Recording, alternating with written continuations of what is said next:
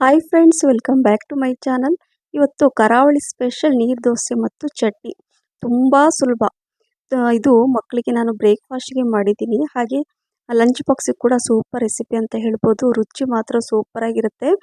ಕೇವಲ ಎರಡೇ ಎರಡು ಸಾಮಗ್ರಿ, ಅಕ್ಕಿ ಮತ್ತು ತೆಂಗಿನಕಾಯಿ ಇದ್ರೆ ಸಾಕು. ಈ ರೀತಿ ನೀರು ದೋಸೆ ಸೂಪರ್ ಸಾಫ್ಟ್ ನೀರು ದೋಸೆ ಅಂತ ಹೇಳ್ಬೋದು.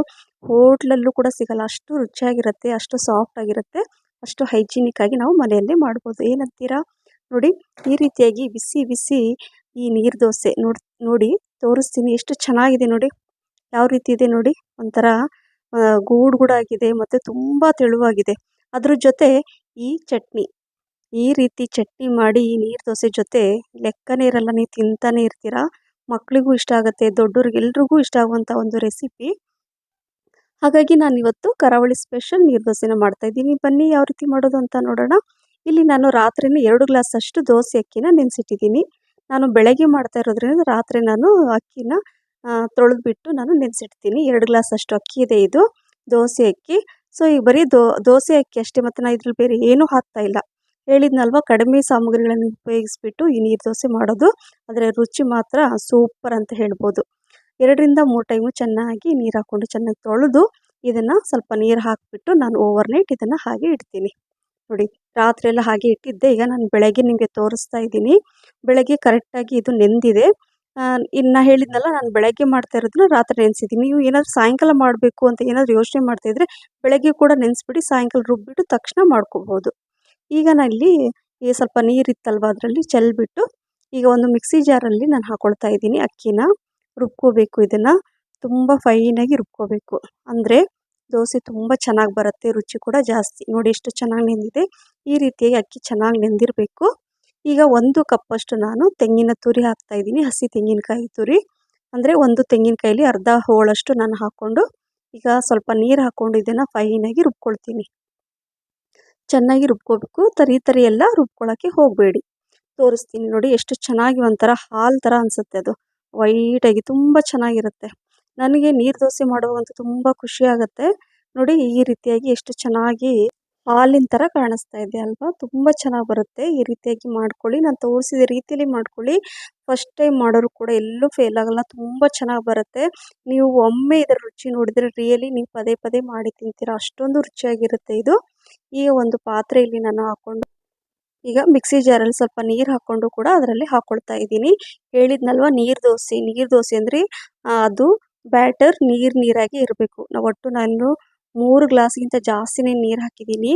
ನೀವು ಅಂದರೆ ರುಬ್ಬುವಾಗ ನೀರು ಎಷ್ಟು ಹಾಕಿರ್ತೀರಾ, ಅದ್ರ ನಂತರ ಎಷ್ಟು ನೀರು ಹಾಕ್ತೀರಾ ಅಂತ ನಿಮಗೆ ಗೊತ್ತಾಗುತ್ತೆ. ನೋಡಿ, ತೋರಿಸ್ತಾ ಇದ್ದೀನಿ, ಒಂಥರ ಹಾಲಿನ ಥರ ಇರಬೇಕು. ನೋಡಿ, ಈ ರೀತಿಯಾಗಿ ನೀರಾಗಿರಬೇಕು. ನಾರ್ಮಲ್ ದೋಸೆ ಎಲ್ಲ ಮಾಡ್ತಿರಲ್ವ, ಆ ರೀತಿ ಎಲ್ಲ ಇರಬಾರ್ದು. ಅದು ಸ್ವಲ್ಪ ಗಟ್ಟಿಯಾಗಿರುತ್ತೆ. ನೋಡಿ, ಈ ರೀತಿಯಾಗಿ ಇರಬೇಕು. ನೋಡಿ, ಹಾಲಿನ ಥರ ಇದೆ. ಸೊ ಈ ರೀತಿಯಾಗಿದ್ದರೆ ಪರ್ಫೆಕ್ಟಾಗಿ ದೋಸೆ ಚೆನ್ನಾಗಿ ಬರುತ್ತೆ. ಈಗ ರುಚಿಗೆ ತಕ್ಕಷ್ಟು ಉಪ್ಪು ಹಾಕ್ತಾ ಇದ್ದೀನಿ. ಇಲ್ಲಿ ನಾನು ಸೇಂದಾ ನಮಕ್ ಅಂತ ಹೇಳ್ತಾರಲ್ವ, ರಾಕ್ ಸಾಲ್ಟ್, ಅದನ್ನು ಹಾಕ್ತಾ ಇದ್ದೀನಿ. ನೀವು ಯಾವುದಾದ್ರೂ ಉಪ್ಪು ಹಾಕ್ಕೊಂಡು ಮಾಡಿ.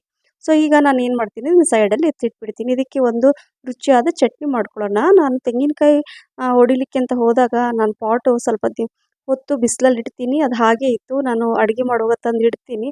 ಯಾಕೋ ಅದು ಮರ್ತ್ಬಿಟ್ಟಿದ್ದೆ. ಸೊ ನಾನು ಅದು ಮತ್ತೆ ತಂದು ಇಟ್ಟಿದ್ದೀನಿ. ಈಗ ಇಲ್ಲಿ ಮಿಕ್ಸಿ ಜಾರಲ್ಲಿ ನಾನು ಅರ್ಧ ಹೋಳಿತ್ತಲ್ವ, ಅಂದರೆ ಒಂದು ತೆಂಗಿನಕಾಯಲ್ಲಿ ಅರ್ಧದಷ್ಟು ನಾನು ದೋಸೆ ಹಾಕಿದೆ, ಅರ್ಧದಷ್ಟು ನಾನು ಚಟ್ನಿ ಮಾಡ್ಕೊಳ್ತಾ ಇದ್ದೀನಿ. ಸ್ವಲ್ಪ 1 ಇಂಚಷ್ಟು ಶುಂಠಿ, 4ರಿಂದ 5 ಹಸಿಮೆಣಸಿನ್ಕಾಯಿ, ಕೊತ್ತಂಬರಿ ಸೊಪ್ಪು ಮತ್ತು ಪುದೀನ ಎಲ್ಲ ಚೆನ್ನಾಗಿ ನೀಟಾಗಿ ತೊಳೆದ್ಬಿಟ್ಟು ಹಾಕ್ಕೋಬೇಕು.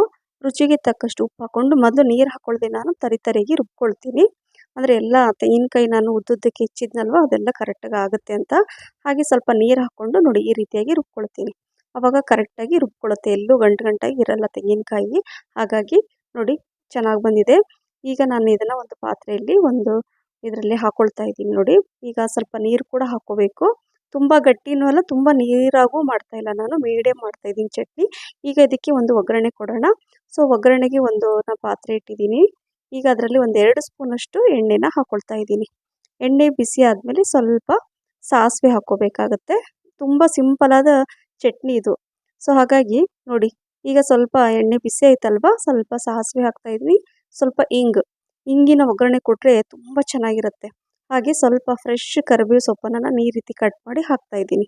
ಇಷ್ಟೇ, ಜಾಸ್ತಿ ಏನು ಬೇಡ. ಈ ಒಗ್ಗರಣೆನ ಅಂದರೆ ಇಂಗಿನ ಒಗ್ಗರಣೆ ಕೊಡಿ, ತುಂಬ ಪರಿಮಳ ಬರುತ್ತೆ ಈ ನೀರು ದೋಸೆ ಜೊತೆ. ಸೊ ನೋಡ್ತಾ ಇದ್ರಲ್ವಾ, ಈಗ ಒಗ್ಗರಣೆ ಕೂಡ ಹಾಕಾಯಿತು. ಈಗ ಚಟ್ನಿ ಕೂಡ ರೆಡಿ ಆಯಿತು ನೋಡಿ. ಹೇಳಿದ್ನಲ್ವಾ, ತುಂಬ ಗಟ್ಟಿಯಾಗೂ ಇಲ್ಲ, ತುಂಬ ನೀರಾಗೂ ಇಲ್ಲ. ಅದರ ರುಚಿ ಮಾತ್ರ ತುಂಬ ಚೆನ್ನಾಗಿದೆ, ಸಿಂಪಲ್ ಆಗಿದೆ, ಅದರ ರುಚಿ ಮಾತ್ರ ತುಂಬ ಚೆನ್ನಾಗಿರುತ್ತೆ. ಸೊ ಇದೇ ರೀತಿಯಾಗಿ ನೀವು ಮಾಡಿ ಅಂತ ಹೇಳ್ತಾ ಇದ್ದೀನಿ. ಸೊ ಈಗ ಚಟ್ನಿ ಕೂಡ ಆಯಿತು, ನಾನು ಚಟ್ನಿ ಸೈಡಲ್ಲಿ ಇಟ್ಟಿದ್ದೀನಿ. ಈಗ ದೋಸೆ ಮಾಡ್ಕೊಳ್ಳೋಣ, ನೀರು ದೋಸೆ. ಈ ನೀರು ದೋಸೆ ಮಾಡುವಾಗ ನೀವು ಒಂದೊಂದು ದೋಸೆ ಮಾಡುವಾಗಲೂ ಕೂಡ ಈ ರೀತಿಯಾಗಿ ಮಿಕ್ಸ್ ಮಾಡ್ತಾ ಇರಬೇಕು ಅವಾಗವಾಗ. ಯಾಕಂದರೆ ಅದು ನೀರು ನಾವು ಜಾಸ್ತಿ ಹಾಕಿರ್ತೀವಲ್ವ, ಸೊ ಕೆಳಗಡೆ ದಪ್ಪಗೆ ಕೂತ್ಕೊಂಡು ಮೇಲೆ ಸ್ವಲ್ಪ ನೀರಾಗಿ ಬಂದ್ಬಿಡುತ್ತೆ. ಹಾಗಾಗಿ ಸ್ವಲ್ಪ ಕಲಿಸ್ತಾನೆ ಇರಬೇಕು. ಇಲ್ಲಿ ನಾನು ನಾನ್ ಸ್ಟಿಕ್ ತವಾನ ನಾನು ಗ್ಯಾಸನ್ನು ಆನ್ ಮಾಡಿ ಇಟ್ಕೊಂಡಿದ್ದೀನಿ. ಈಗ ಒಂದು ಟಿಶ್ಯೂ ತೊಗೊಂಡು ಸ್ವಲ್ಪ ಎಣ್ಣೆ ಹಾಕಿಬಿಟ್ಟು ಈ ರೀತಿಯಾಗಿ ಸ್ಪ್ರೆಡ್ ಮಾಡಬೇಕು. ನಾನು ಮಾಡ್ತಾ ಇದ್ದೀನಲ್ಲ ಅದೇ ರೀತಿಯಾಗಿ ಮಾಡಿಕೊಂಡು ಈಗ ಈ ಬ್ಯಾಟರನ್ನು ಅಂದರೆ ಈ ದೋಸೆ ಹಿಟ್ಟನ್ನು ಈ ನೋಡಿ ಈ ರೀತಿಯಾಗಿ ನಾನು ತೋರಿಸ್ತಾ ಇದ್ದೀನಲ್ವ, ಇದೇ ರೀತಿಯಾಗಿ ಹಾಕ್ಕೊಳ್ಳಿ.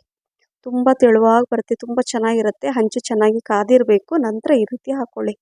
ಈಗ ಹಾಕ್ಕೊಂಡ ನಂತರ ಈಗ ಇದರಲ್ಲಿ ಸ್ವಲ್ಪ ಎಣ್ಣೆ ಹಾಕ್ಕೊಳ್ಳಿ, ಅಥವಾ ಎಣ್ಣೆ ಇಲ್ಲಾಂದರೂ ಕೂಡ ನಡೆಯುತ್ತೆ. ನಾನು ಸ್ವಲ್ಪ ಲೈಟಾಗಿ ಎಣ್ಣೆ ಹಾಕ್ಕೊಳ್ತಾ ಇದ್ದೀನಿ. ಯಾಕಂದರೆ ಮಕ್ಕಳಿಗೆ ಲಂಚ್ ಬಾಕ್ಸಿಗೆ ಕೊಡ್ತಾ ಇರೋದ್ರಿಂದ ಸ್ವಲ್ಪ ಲೈಟಾಗಿ ಎಣ್ಣೆ ಹಾಕ್ಕೊಳ್ತಾ ಇದ್ದೀನಿ. ಎಣ್ಣೆ ಬೇಡ ಅಂದರೆ ಸ್ಕಿಪ್ ಕೂಡ ಮಾಡಬಹುದು. ನೋಡಿ, ಒಂದೇ ಸೈಡ್ ಬೇಯಿಸಬೇಕು ಇದನ್ನು, ಎರಡು ಕಡೆ ಬೇಡ. ನೀರು ದೋಸೆನ ಒಂದೇ ಸೈಡಲ್ಲಿ ಬೇಯಿಸಿದ್ರೇ ಚೆನ್ನಾಗಿರುತ್ತೆ. ನೋಡಿ ಅದೇ ರೀತಿಯಾಗಿ ನಾನು ಒಂದು ಟಿಶ್ಯೂಯಿಂದ ಒರೆಸ್ಕೊಂಡು ಮತ್ತೆ ಇದೇ ರೀತಿಯಾಗಿ ನೋಡಿ ಎಷ್ಟು ನೀರಾಗಿದೆ ಬ್ಯಾಟರು. ನಂತರ ಸ್ವಲ್ಪ ಲೈಟಾಗಿ ಎಣ್ಣೆ ಹಾಕ್ಕೊಂಡು ಒಂದೇ ಸೈಡಲ್ಲಿ ಬೇಯಿಸ್ಕೊಂಡು ನಂತರ ನೋಡಿ ಇದೇ ರೀತಿಯಾಗಿ ಎಲ್ಲೂ ಕೂಡ ಅಂಟ್ಕೊಳ್ಳಲ್ಲ. ನಾನು ಹೆಚ್ಚಾಗಿ ಈ ಐರನ್ ಇದು ಇರುತ್ತಲ್ವ, ಹಂಚು, ದೋಸೆ ಹಂಚು, ಅದರಲ್ಲಿ ಮಾಡ್ತೀನಿ. ಆದರೆ ಎಲ್ಲರ ಮನೇಲಿ ಹೆಚ್ಚಾಗಿ ಇರಲ್ಲ, ಕಬ್ಬಿಣದ ಹಂಚು ಇರಲ್ಲ. ನಾನ್ ಸ್ಟಿಕ್ ಅಂತೂ ಎಲ್ಲರ ಮನೇಲಿ ಇದ್ದೇ ಇರುತ್ತೆ. ಹಾಗಾಗಿ ನಾನಿವತ್ತು ನಿಮಗೆ ನಾನ್ ಸ್ಟಿಕ್ಕಲ್ಲಿ ಮಾಡೋದನ್ನು ತೋರಿಸ್ತಾ ಇದ್ದೀನಿ. ಫಸ್ಟ್ ಟೈಮ್ ಮಾಡೋರು ಕೂಡ ಈಸಿ ಆಗಲಿ ಅಂತ ಅಷ್ಟೇ.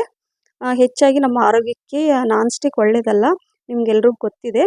ನಾನು ನಿಮಗೆ ಕೆಲವೊಂದು ಸಲ ಓಕೆ ದಿನ ನಾನ್ ಸ್ಟಿಕ್ಕನ್ನು ಆದಷ್ಟು ಅವಾಯ್ಡ್ ಮಾಡಿ ಅಂತ ಹೇಳ್ತಾ, ಆದಷ್ಟು ಕಬ್ಬಿಣದ ಹಂಚನ್ನೇ ಯೂಸ್ ಮಾಡಿ.